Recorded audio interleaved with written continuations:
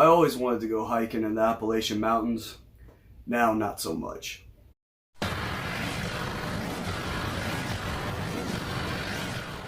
What's up, everybody? I'm Logan, and this is Whirly Reviews, the YouTube channel where I geek out and talk shit. And today I'm going to be talking about the new Wrong Turn. Now, before we kick things off, I should tell y'all that I am not feeling good. I've been sick the past few days. That's why I'm sitting down, kind of just out of it a little bit. But yeah, I feel like shit. I know I sound like shit right now. It sucks. But I've been waiting on this movie to come out for a while, so I definitely want to review it. I wanted to go last month and see it in the theater, but I didn't get a chance to. But starting today, which is Tuesday, I think, it's available to rent and buy on demand and on Vudu and on all the streaming services. This movie is a pretty damn good reboot, remake, whatever you want to call it. It definitely goes a different route than the original. And full disclaimer, it's been years since I've seen the original. I own it, I just haven't rewatched it in quite some time. The movie's pretty simple. You got 6 friends that end up going hiking up the Appalachian Trail out in Virginia. And of course things go wrong and they're hunted down by hillbillies. Well, they're not hillbillies, they're just Appalachian Americans. And of course, here's the spoiler warning. I'm going to get into spoilers. If you've seen my videos before, you know I'm going to talk spoilers. So this guy goes to this town looking for his daughter and her friends and everything. Says that she hasn't texted him or called him in 6 weeks, and this was her last known location. And then it jumps back 6 weeks to show what happened with the daughter and her friends. The characters were very likable, very relatable. They kind of hit all ends of the spectrum as far as characters go. It's not a cliche group of teens.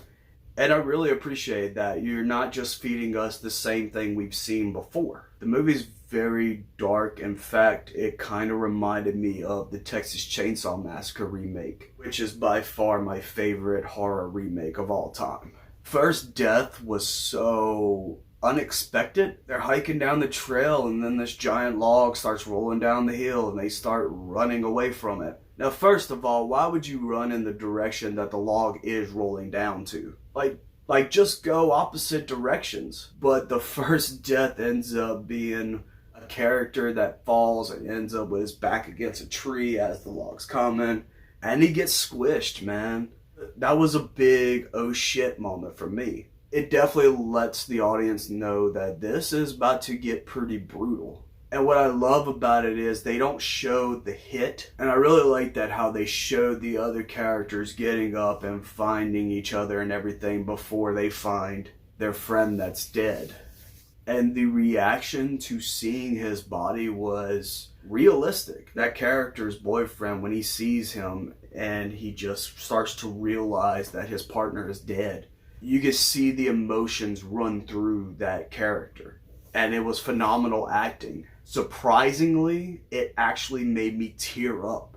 And that doesn't happen for a horror movie like this. As they're going through the woods, there were some smart decisions from characters. They made a few smart decisions. Ultimately, a lot of those smart decisions at the time ended up being bad decisions. Like when the guy smashes the guy's head in with the log because he thought they were about to kill them.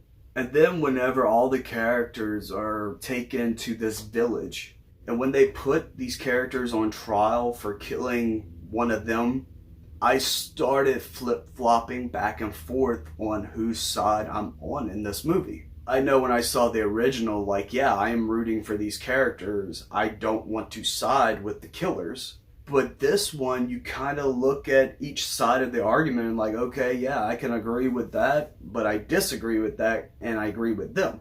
Just a really cool element to bring to a horror movie. I felt like this probably would have been better as like a mini series where you have more time to focus on these characters in the village, the father going to look for his daughter, townspeople.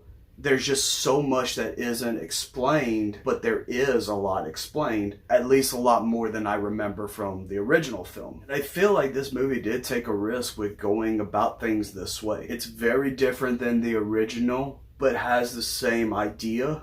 And I could see that this movie's probably going to get a little bit of hate because people probably wanted a remake of the original And this really isn't that. This one feels like they just took the story from the original and expanded it, made it different, made it more up to date with today's times. And I really love that about this movie. That made me interested in it so much more. It wasn't just seeing the same old story from the original told over again with different kills or something. The scene in the tunnel with the darkness, I was hoping that would have went on a little bit longer because it really did get pretty tense in that moment. And of course the mercy killing for her friend that was stuck down there after he got his eyes melted out with a hot poker. I kind of figured he was going to get a mercy killing, but there was still like a little part of me that was like, okay, get him and get out of there. Like, get the dude a CNI dog when y'all get back to civilization, at least let him live. The ending was really cool though. Because when the final girl comes home and sees the head guy of the village, I really thought that that was just going to be the ending. And they kind of make you believe that because she gets in this RV with him and these other hillbillies that came to get her. And it shows the title of the movie. And I'm like, holy shit, they really did that. But it keeps going while the credits are going. You see the RV crash. You see a couple of those guys get out the RV and she just goes ape shit on them. Whenever she does kill somebody, she fucking kills them. But as far as blood and gore go, I'm gonna give it a 7 out of 10 for gore. It was pretty gory in some scenes. I wish there was more, but the little bit that we did get was pretty fucking brutal. And all in all, I really do like this movie. I'm definitely going to be buying it on Blu-ray. I just really appreciate what they did with this one. I think I'm going to have to give it a rewatch level 5 out of 10. But that's it. And of course, if you would, hit that like button, drop a comment down in the comments section, share on social media, and be sure to subscribe to stay up to date with all the videos I got coming. Thank you all for watching, and I'll see you all next time.